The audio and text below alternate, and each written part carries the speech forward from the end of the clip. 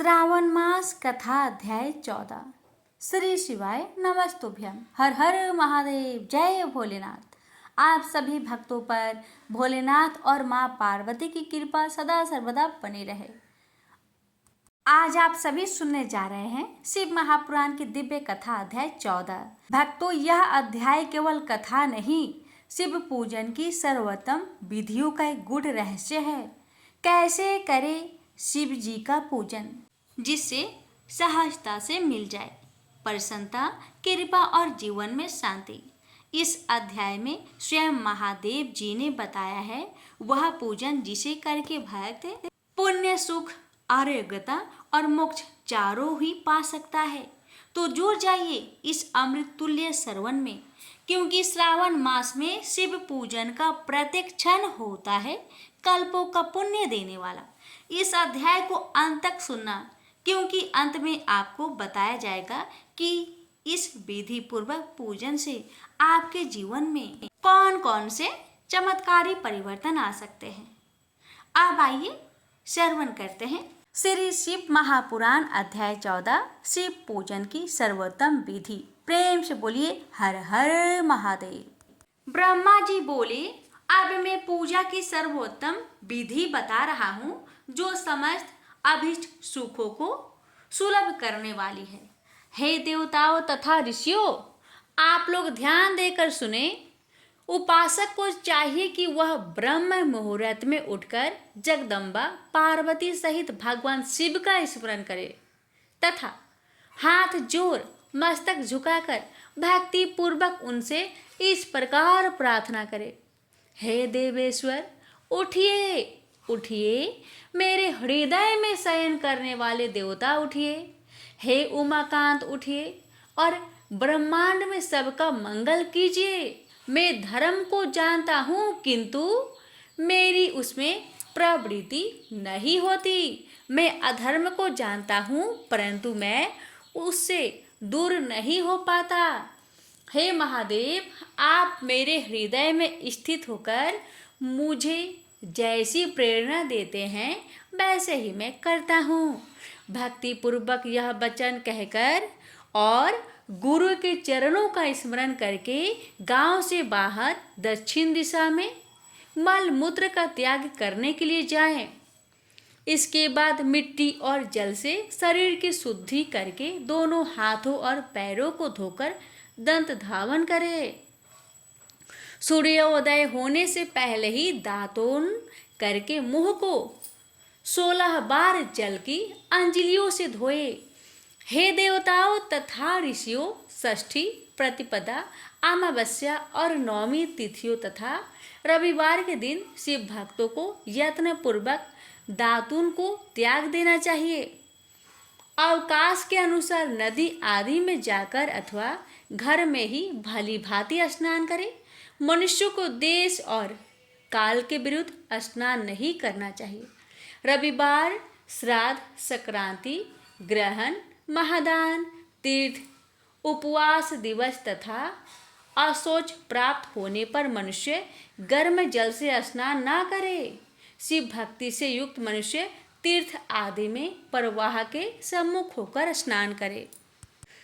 जो नहाने के पहले तेल लगाना चाहे उसे विहित एवं निषिद्ध दिनों का विचार करके ही तैलाभ्यंग करना चाहिए। जो प्रतिदिन नियम पूर्वक तेल लगाता हो उसके लिए किसी भी दिन तैलाभ्यंग करना दोषपूर्ण नहीं है, अथवा जो तेल इत्र आदि से बासित हो उसका लगाना किसी भी दिन दूषित नहीं है। श्राद्ध, ग्रहण, उपवास और प्रतिपदा के दिन तेल नहीं लगाना चाहिए। सरसों का तेल ग्रहण को छोड़कर किसी भी दिन दूषित नहीं होता।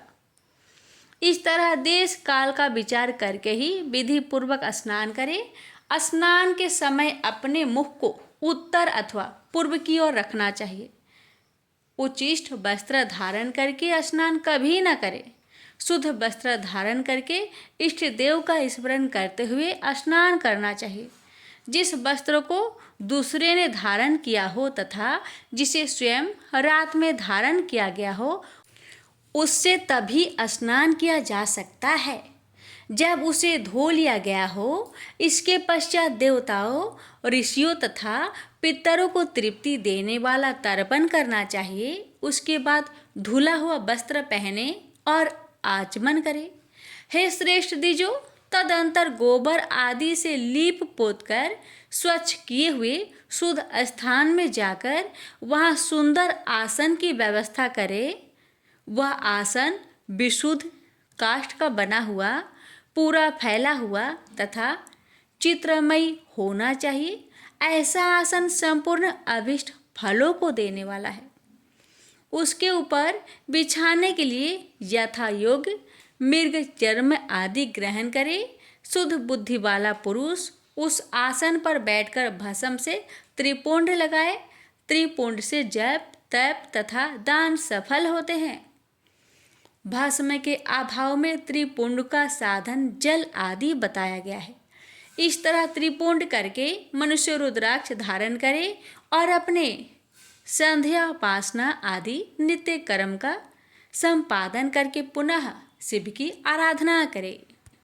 तत्पश्चात 3 बार मंत्र पूर्वक आचमन करे अथवा गंगा बिंदु ऐसा उच्चारण करते हुए 1 बार आचमन करे। तत्पश्चात वहां शिव की पूजा के लिए अन्न और जल लाकर रखे। दूसरी कोई भी जो वस्तु आवश्यक हो उसे यथाशक्ति जुटाकर अपने पास रखे। इस प्रकार पूजन सामग्री का संग्रह करके वहां धैर्य धारण करके जल, गंध और अक्षत से युक्त एक अर्ध पात्र लेकर उसे दाहिने भाग में रखे। उससे उपचार की सिद्धि होती है। फिर गुरु का स्मरण करके उनकी आज्ञा लेकर विधिवत सकाम संकल्प करके पराभक्ति से सपरिवार शिव का पूजन करे। एक मुद्रा दिखाकर सिंदूर आदि उपचारों द्वारा सिद्धि बुद्धि सहित विघ्नहारी गणेश का पूजन करे। लक्ष्य और लाभ से युक्त गणेश जी का पूजन करके उनके नाम के आदि में प्रणव तथा अंत में नमः जोड़कर नाम के साथ चतुर्थी विभक्ति प्रयोग करते हुए नमस्कार करें अथवा ओम गणपते नमः। तदंतर उनसे क्षमा प्रार्थना करके पुनः भाई कार्तिकेय सहित गणेश जी का पराभक्ति से पूजन करके उन्हें बारंबार नमस्कार करें। तत्पश्चात सदा द्वार पर खड़े रहने वाले महोदर का पूजन करके सती साध्वी गिरिजा राज नंदिनी उमा की पूजा करें। चंदन, कुमकुम तथा धूप दीप आदि अनेक उपचारों नमस्कार करने के पश्चात साधक शिव जी के समीप जाए, द्रव पाढ़े आदि की शिव प्रतिमा बनाए और उसे नमस्कार करके भक्ति परायण होकर पूजा करे। उसकी पूजा हो जाने पर सभी देवता पूजित हो जाते हैं। मिट्टी का शिवलिंग बनाकर विधि पूर्वक उसकी स्थापना करें। अपने घर में रहने वाले लोगों को स्थापना संबंधी सभी नियमों का सर्वथा पालन करना चाहिए। भूत शुद्धि करके प्राण प्रतिष्ठा करें। शिवालय में दिक्पालों की भी स्थापना करके उनकी पूजा करें।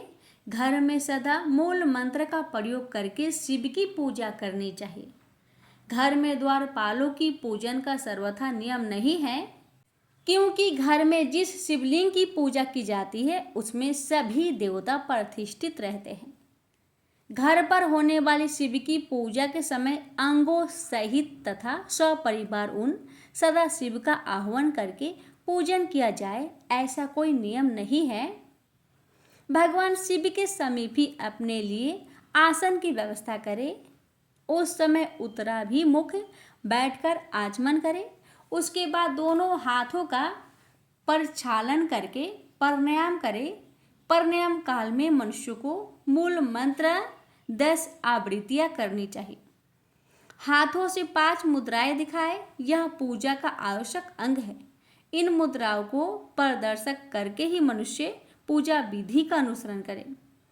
तदंतर वहाँ दीप निवेदन करके गुरु को नमस्कार करे और पदासन या भद्रासन बांध कर बैठे अथवा उत्तानासन या पाड़ेकासन का आश्रय लेकर सुखपूर्वक बैठे और पुनः पूजन को प्रयोग करें। पुराने समय में तो पत्थर की बाटिया की ही श्रद्धापूर्वक पूजा करके लोग भवसागर से पार हो जाते थे। यदि वे शुद्ध रूप में स्वयं घर में विद्यमान हैं तो उसके लिए कोई नियम की आवश्यकता नहीं है। तत्पश्चात अर्घ्य पात्र से उत्तम शिवलिंग का प्रक्षालन करें। मन को भगवान शिव से अन्यत्र न ले जाकर पूजा सामग्री को अपने पास रखकर निम्नांकित मंत्र समूह से महादेव जी का आह्वान करें। जो कैलाश के शिखर पर निवास करते हैं, पार्वती देव के पति हैं, समस्त देवताओं से उत्तम है, जिनके स्वरूप का शास्त्रों में यथावत वर्णन किया गया है, जो निर्गुण होते हुए भी गुण रूप है, जिनके 5 मुख 10 भुजाएं और प्रत्येक मुखमंडल में 3-3 नेत्र है, जिनकी ध्वजा पर वृषभ चिन्ह अंकित है, जिनके अंग की कांति कपूर के समान गौर है, जो दिव्य रूपधारी चंद्रमा रूपी मुकुट से सुशोभित तथा सिर पर जटाजूट धारण करने वाले हैं, जो हाथी की खाल पहनते हैं और व्याघ्र चर्म ओढ़ते हैं, जिनका स्वरूप शुभ है, जिनके अंगों में बासुकी आदि नाग लिपटे हैं, जो पिनाक आदि आयुध धारण करते हैं, जिनके आगे 8 सिद्धियां निरंतर नित्य करती रहती है। भक्त समुदाय जय जयकार करते हुए जिनकी सेवा में लगे रहते हैं, दुस्सह तेज के कारण जिनकी ओर देखना भी कठिन है, जो देवताओं से सेवित है, जो संपूर्ण प्राणियों को शरण देने वाले हैं, जिनका मुख रविंद्र प्रसन्नता से खिला हुआ है, वेदों और शास्त्रों ने जिनकी महिमा का यथावत गान किया है, विष्णु और ब्रह्मा भी सदा जिनकी स्तुति करते हैं, तथा जो भक्त वत्सल है, उन परमानंद स्वरूप शिव का मैं आह्वान करता हूँ। इस प्रकार सांब शिव का ध्यान करके उनके लिए आसन दे। चतुर्थ पद से ही क्रमशः सब कुछ अर्पित करे। यथा सांबाय सदा शिवाय नमः आसनंग संपर्यामी इत्यादि। तत्पश्चात भगवान शंकर को पाद्य और अर्घ्य दे। तदंतर परमात्मा शंभु को आचमन कराकर पंचामृत संबंधी द्रव द्वारा प्रसन्नता पूर्वक शंकर को स्नान कराए। वेद मंत्रों अथवा समतंत्रक चतुर्थ्यंत नाम पदों का उच्चारण करके भक्ति पूर्वक यथा योग समस्त द्रव भगवान को अर्पित करे। अभीष्ट द्रव को शंकर के ऊपर चढ़ाए, फिर भगवान शिव को जलधारा से स्नान कराए। स्नान के पश्चात उनके श्री अंगों में सुगंधित चंदन तथा अन्य द्रव का यत्न पूर्वक लेप करे। तत्पश्चात सुगंधित जल से ही उनके ऊपर जलधारा गिराकर अभिषेक करे। वेद मंत्रों षडंगों अथवा शिव के 11 नामों द्वारा यथावकाश जलधारा चढ़ाकर वस्त्र से शिवलिंग को अच्छी तरह पोछे। तदंतर आचमन प्रदान करे और वस्त्र समर्पित करे। नाना प्रकार के मंत्र द्वारा भगवान शिव को तिल, जौ, गेहूँ, मूंग और उड़द अर्पित करे। फिर 5 मुख वाले परमात्मा शिव को पुष्प चढ़ाए। प्रत्येक मुख पर ध्यान के अनुसार यथाचित अभिलाषा करके कमल, शतपत्र, शंख पुष्प, कुश पुष्प, धतूर, मंदार, द्रोण पुष्प, तुलसी दल तथा बेलपत्र के द्वारा पराभक्ति के साथ भक्त वत्सल भगवान शंकर की विशेष पूजा करें। अन्य सब वस्तुओं का अभाव होने पर शिव को केवल बेलपत्र ही अर्पित करें। बेलपत्र समर्पित होने से ही शिव की पूजा सफल होती है। तत्पश्चात सुगंधित चूर्ण तथा सुवासित उत्तम तेल, इत्र आदि विविध वस्तु बड़े हर्ष के साथ भगवान शिव को अर्पित करें। तदंतर प्रसन्नता पूर्वक गुगुल और अगुरु आदि से धूप निवेदित करे। तदंतर शंकर जी को धृत पूर्ण दीपक दे। इसके बाद निम्न मंत्र से भक्ति पूर्वक पुनः अर्घ्य दे और भक्ति भाव से वस्त्र द्वारा उनके मुख का मार्जन करे। हे शंकर, आपको नमस्कार है। आप इस अर्घ्य को स्वीकार करके मुझे रूप दीजिए, यश दीजिए, सुख दीजिए तथा भोग और मोक्ष का फल प्रदान कीजिए। इसके बाद भगवान शिव को भांति भांति के उत्तम नैवेद्य अर्पित करें। इसके पश्चात प्रेम पूर्वक शीघ्र आचमन कराए। तदंतर सांगोपांग तांबुल बनाकर शिव को समर्पित करें। इसके अंतर 5 बाती की आरती बनाकर भगवान को दिखाए। पैरों में 4 बार, नाभि मंडल के सामने 2 बार, मुख के समक्ष 1 बार तथा संपूर्ण अंगों में 7 बार आरती दिखाए। तत्पश्चात यथोक्त ध्यान करके मंत्र का उच्चारण करें। बुद्धिमान मनुष्य को गुरु के द्वारा बताए गए नियमों के अनुसार ही मंत्रों का जप करना चाहिए अथवा अपने ज्ञान के अनुरूप जितनी संख्याओं में हो सके उतनी संख्याओं में ही मंत्रों का विधिवत उच्चारण करें। प्रेम पूर्वक नाना प्रकार के स्रोतों से वृषभ ध्वज शंकर की स्तुति करें। तत्पश्चात धीरे धीरे शिव की परिक्रमा करें। इसके बाद भक्त पुरुष साष्टांग प्रणाम करे और शिव की प्रसन्नता के लिए उन परमेश्वर शंकर को इस मंत्र से भक्ति पूर्वक पुष्प अंजलि दे। हे शंकर, मैंने अज्ञान से या जानबूझकर जो जो पूजन आदि किया है वह आपकी कृपा से सफल हो। हे मृड, मैं आपका हूँ। मेरे प्राण सदा आप में लगे हुए हैं। मेरा चित्त सदा आपका ही चिंतन करता है। ऐसा जानकर हे गौरीनाथ, हे भूतनाथ, आप मुझ पर प्रसन्न होइए। हे प्रभु, धरती पर जिनके पैर लड़खड़ा जाते हैं उनके लिए भूमि ही सहारा है। उसी प्रकार जिन्होंने आपके प्रति अपराध किए हैं उनके लिए भी आप ही शरणदाता है। इस प्रकार बहुविधि प्रार्थना करके उत्तम विधि से पुष्प अंजलि अर्पित करने के पश्चात पुनः भगवान को बार बार नमस्कार करें। तत्पश्चात यह बोलकर विसर्जन करना चाहिए, हे देवेश, हे प्रभु, अब आप परिवार सहित अपने स्थान को जाए। नाथ, जब पूजा का समय हो तब पुनः आप आदर पूर्वक पधारे। इस प्रकार भक्तवत्सल शंकर की बारंबार प्रार्थना करके उनका विसर्जन करें और उस जल को अपने हृदय में लगाए तथा मस्तक पर चढ़ाए। हे ऋषियों, इस तरह मैंने शिव पूजन की सारी विधि बता दी जो भोग और मोक्ष दोनों देने वाली है। अब आप लोग और क्या सुनना चाहते हैं? ऋषिगण बोले, हे महाभाग, हे व्यास शिष्य, आप सपरमान हमें यह बताए कि किन किन पुष्पों से पूजन करने पर भगवान सदाशिव कौन कौन सा फल प्रदान करते हैं। सूत जी कहते हैं, हे शौनकादि ऋषियों, आप आदर पूर्वक सब सुनिए। मैं बड़े प्रेम से पुष्प अर्पण की विधि बता रहा हूँ। देवऋषि नारद ने भी इसी विधि को विधाता ब्रह्मा जी से पूछा था। तब उन्होंने बड़े ही प्रेम से शिव पुष्प अर्पण की विधि बताई थी। ब्रह्मा जी बोले, हे नारद, लक्ष्मी प्राप्ति की इच्छा वाले को कमल, बेलपत्र, शतपत्र और शंख पुष्प से भगवान शिव की पूजा करनी चाहिए।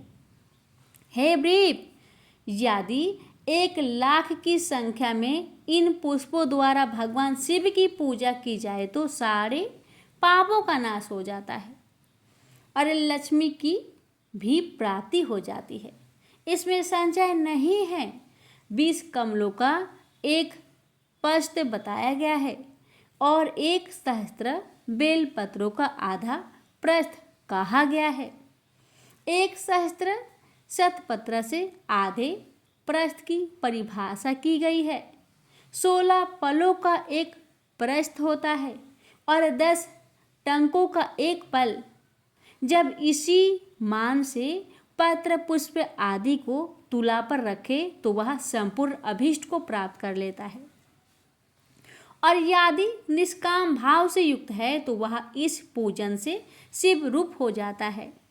हे मुनीश्वरों, जो राज्य प्राप्त करने का इच्छुक है उसको 10 करोड़ पार्थिव शिवलिंगों की पूजा के द्वारा भगवान शंकर को प्रसन्न करना चाहिए।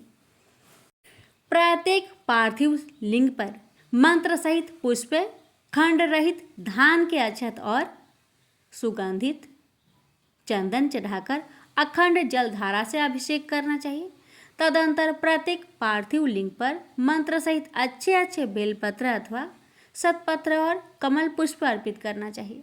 प्राचीन ऋषियों ने कहा है कि यदि शिवलिंग पर शंख पुष्प की फूल चढ़ाए जाए तो इस लोक और परलोक में सभी कामनाओं का दिव्य फल प्राप्त होता है। धूप, दीप, नैवेद्य, अर्घ्य, आरती, प्रदक्षिणा, नमस्कार, क्षमा प्रार्थना और विसर्जन करके जिसने ब्राह्मण भोजन करा दिया उसे भगवान शंकर अवश्य ही राज्य प्रदान करते हैं।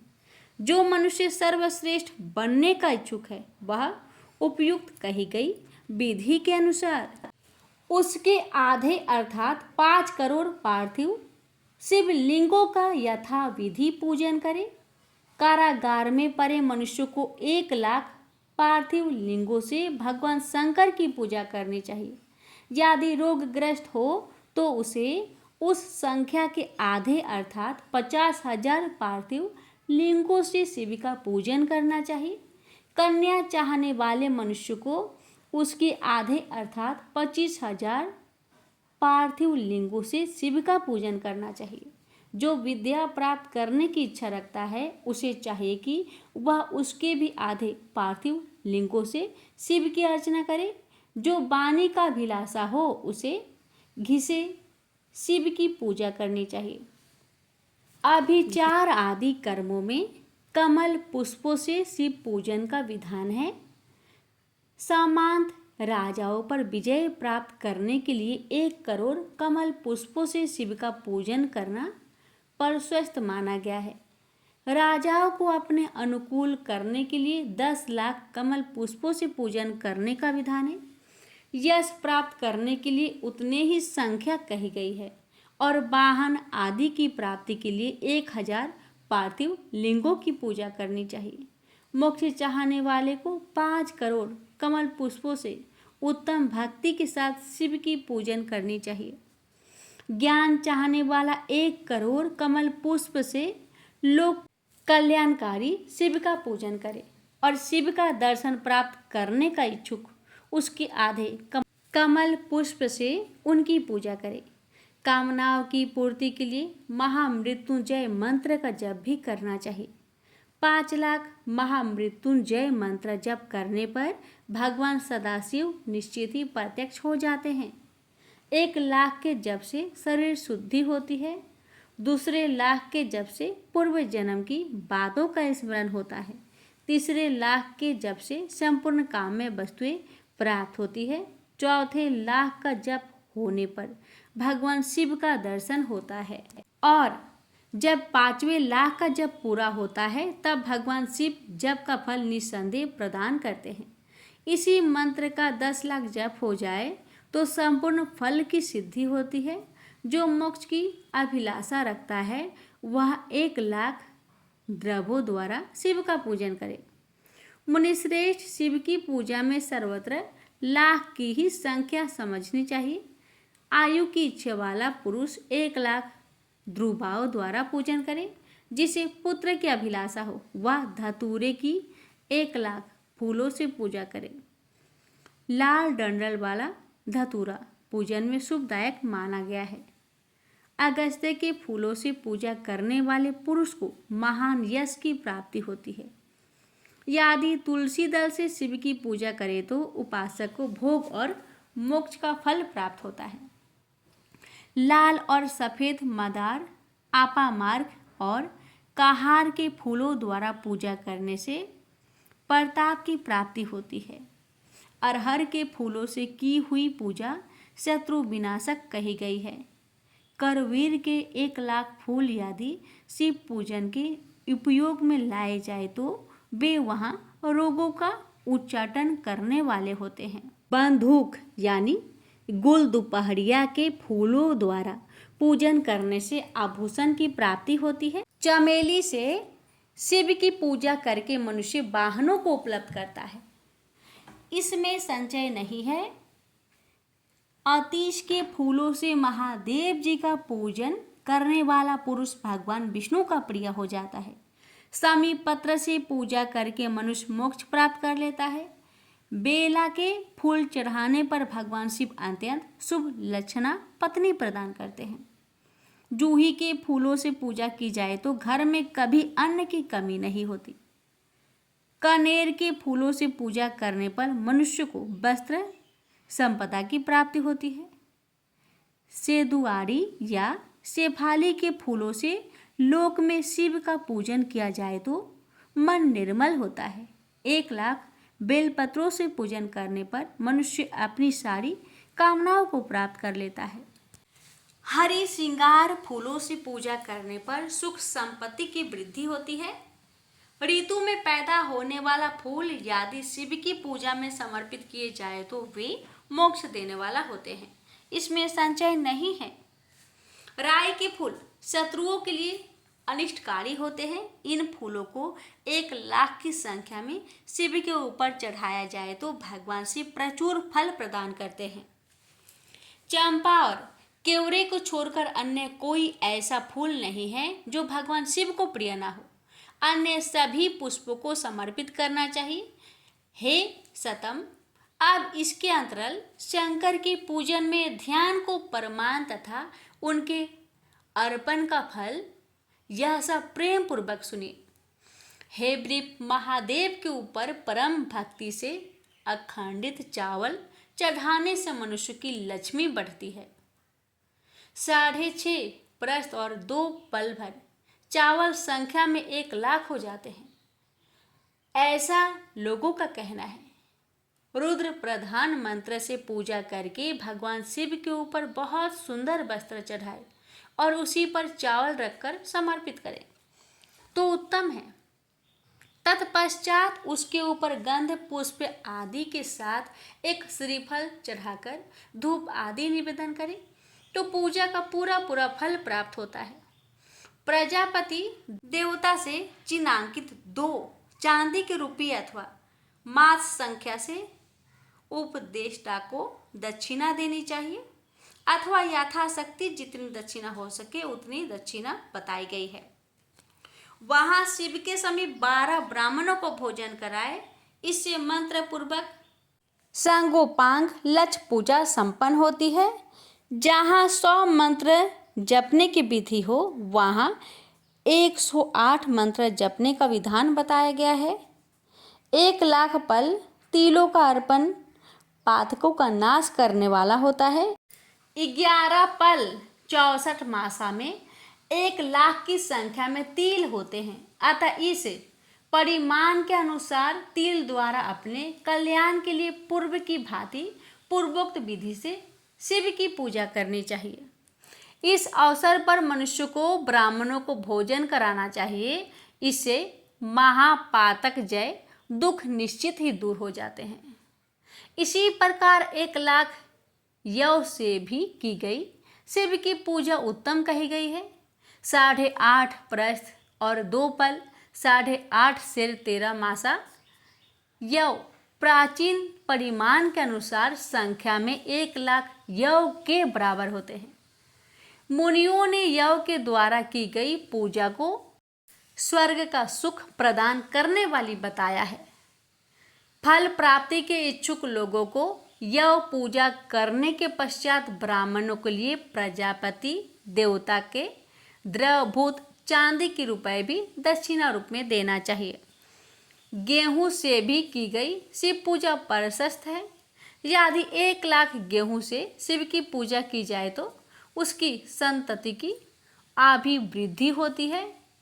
विधानतः आधा द्रोण 8 शेर परिमाण में गेहूं की संख्या 1,00,000 होती है। शेष विधान विधि पूर्वक करने चाहिए। 1,00,000 मूंग से पूजन किए जाने पर भगवान शिव सुख देते हैं। 7.5 प्रस्थ और 2 पल 7 से 13 मासा भर मूंग संख्याओं में 1 लाख होती है, ऐसा प्राचीन लोगों ने कहा है। इसमें 11 ब्राह्मण को भोजन कराना चाहिए। प्रियंगु काकुन के द्वारा धर्माध्यक्ष परमात्मा शिव की पूजा करने पर धर्म, अर्थ और काम की अभिवृद्धि होती है। वह पूजा सभी सुखों को देने वाली लाख प्रियंगु होते हैं। इसके अंतरल 12 ब्राह्मणों को भोजन कराना बताया गया है। राई से की गई शिव पूजा शत्रु विनाशक कही गई है। 20 पल 30 मासा भर सरसों के 1 लाख दाने हो जाते हैं। उन 1 लाख सरसों के दानों से की गई शिव की पूजा निश्चित ही शत्रु के लिए घातक होती है, ऐसा कहा गया है। अरहर की पत्तियों से शिव जी को सुशोभित करके उनका पूजन करना चाहिए। शिव की पूजा करने के पश्चात एक गौ और एक बैल का दान करना चाहिए। मरीची, काली मिर्च से की गई शिव की पूजा शत्रु का नाश करने वाली बताई गई है। अरहर की पत्तियों से रंग करके शिव का पूजा करनी चाहिए। यह पूजा नाना प्रकार के सुख एवं सभी अभिष्ट फलों को देने वाली है। हे मुनि सतम, शिव पूजा में इस प्रकार से प्रयुक्त धान्यों का परिणाम तो हमने आप लोगों को बता दिया। हे मुनीश्वरों, अब प्रेम पूर्वक 1 लाख गुणों का परिणाम भी सुने। सूक्ष्म मान को प्रदर्शित करने वाले व्यास जी ने एक प्रस्थ में शंख पुष्पी के पुष्पों की संख्या 1 लाख बताई है।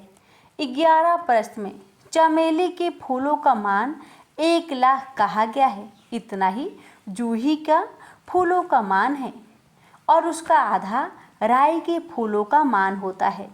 मल्लिका यानी मालती के लाख फूलों का पूर्ण मान 20 प्रस्थ है। तिल के पुष्पों का मान मल्लिका के मान की अपेक्षा 1 प्रस्थ कम होता है। कनेर के पुष्पों का मान तिल के पुष्पों के मान का तिगुना कहा गया है। पंडितों ने निर्गुंडी के पुष्पों का भी उतना ही मान बताया है। केवरा, शिरीष तथा बंधुजीव दोपहरिया के 1 लाख पुष्पों का मान 10 प्रस्थ के बराबर होता है। इस तरह अनेक प्रकार के मान को दृष्टि में रखकर सभी कामनाओं की सिद्धि के लिए तथा मुक्ति प्राप्त करने के लिए कामना रहित होकर शिव की पूजा करनी चाहिए। अब मैं जलधारा पूजा के महान फल को कह रहा हूँ, जिसके श्रवण मात्र से ही मनुष्य का कल्याण हो जाता है। भक्ति पूर्वक सदा शिव की विधिवत पूजा करने के पश्चात उन्हें जलधारा समर्पित करें। सन्निपात आदि ज्वार में होने वाले पर लाभ की शांति के लिए भगवान शिव को दी जाने वाली कल्याणकारी जलधारा शतरुद्रीय मंत्र से 11 रुद्र से रुद्र मंत्रों के जप से, पुरुष सूक्त से 6 ऋचा वाले रुद्र सूक्त से, महामृत्युंजय मंत्र से, गायत्री मंत्र से अथवा शिव के शास्त्रोक्त नामों के आदि में प्रणव और अंत में नमः पद जोड़कर बने हुए मंत्रों द्वारा अर्पित करनी चाहिए। सुख और संतान की वृद्धि के लिए जलधारा द्वारा पूजन उत्तम होता है। उत्तम भस्म धारण करके उपासक को प्रेम पूर्वक नाना प्रकार के शुभ एवं दिव्य द्रव द्वारा शिव की पूजा करनी चाहिए और शिव पर उनके सहस्त्रनाम मंत्रों से घृत की धारा गिरानी चाहिए। ऐसा करने पर वंश का विस्तार होता है, इसमें संचय नहीं है। इस प्रकार यदि 10,000 मंत्रों द्वारा शिव जी की पूजा की जाए तो प्रेम रोग की शांति होती है और उपासक को मनोवांछित फल की प्राप्ति हो जाती है। यदि कोई नपुंसकता को प्राप्त हो तो वह घी से शिव की भलीभांति पूजा करे, इसके पश्चात ब्राह्मण को भोजन कराए। साथ ही उसके लिए मुनीश्वरों ने प्रजापत्य व्रत का भी विधान बताया है। यदि बुद्धि जड़ हो जाए तो उस अवस्था में पूजा को केवल सकरा मिश्रित दूध की धारा चढ़ानी चाहिए। ऐसा करने पर उसकी बृहस्पति के समान उत्तम बुद्धि हो जाती है। जब तक 10,000 मंत्र ना हो जाए तब तक दूध धारा द्वारा भगवान शिव का पूजन करते रहना चाहिए। जब शरीर में अकारण ही उच्चाटन होने लगे, जी उचट जाए, जहाँ कहीं भी प्रेम ना रहे, दुख बढ़ जाए और अपने घर में सदा कलेश होने लगे, तब पूर्वोक्त रूप से दूध की धारा चढ़ाने से सारा दुख नष्ट हो जाता है। शत्रुओं को संतप्त करने के लिए पूर्ण प्रयत्न के साथ भगवान शंकर के ऊपर तेल की धारा अर्पित करनी चाहिए। ऐसा करने पर निश्चित ही कर्म की सिद्धि होती है। सुगंधित तेल की धारा अर्पित करने पर भोगों की वृद्धि होती है। यदि मधु की धारा से शिव की पूजा की जाए तो राज यक्ष का रोग दूर हो जाता है। शिव जी के ऊपर ईख के रस की धारा चढ़ाई जाए तो वह भी संपूर्ण आनंद की प्राप्ति कराने वाली होती है। गंगा जल की धारा तो भोग और मोक्ष दोनों फलों के देने वाली है। ये सब जो धाराएं बताई गई है, इन सबको महामृत्युंजय मंत्र से चढ़ाना चाहिए। उसमें भी उक्त मंत्र का विधानतः 10,000 जप करना चाहिए और 11 ब्राह्मणों को भोजन कराना चाहिए। हे मुनीश्वर, जो आपने पूछा था वह सब मैंने आपको बता दिया। संसार में सदा शिव की यह पूजा समस्त कामनाओं को पूर्ण करने में समर्थ और सफल है। भक्ति पूर्वक यथा विधि स्कंद और उमा के सहित भगवान शंभु की पूजा करके भक्त जो फल प्राप्त करता है, उसे जैसे सुना है वैसे ही कह रहा हूँ। वह इस लोक में पुत्र पौत्र आदि के साथ समस्त सुखों का उपभोग करके अंत में सभी सुखों को देने वाले शिवलोक को जाता है। वह भक्त वहाँ करोड़ों सूर्य के समान देदीप्यमान तथा सभी कामनाओं को पूर्ण करने वाले विमानों पर गान वाद्य यंत्र से युक्त रुद्र कन्याओं से घिरकर बैठे हुए शिव रूप में प्रलय प्रत्न क्रीड़ा करता है। तदंतर अविनाशी परम ज्ञान को प्राप्त करके मोक्ष को पा लेता है। प्रेम से बोलिए ओम नमः शिवाय, हर हर महादेव। हे भगवान, आपकी कथा कहने वाले और सुनने वाले भक्तों पर अपनी कृपा सदा सर्वदा बनाए रखना। प्रेम से बोलिए ओम नमः शिवाय। तो भक्तों, आज के लिए यहीं तक।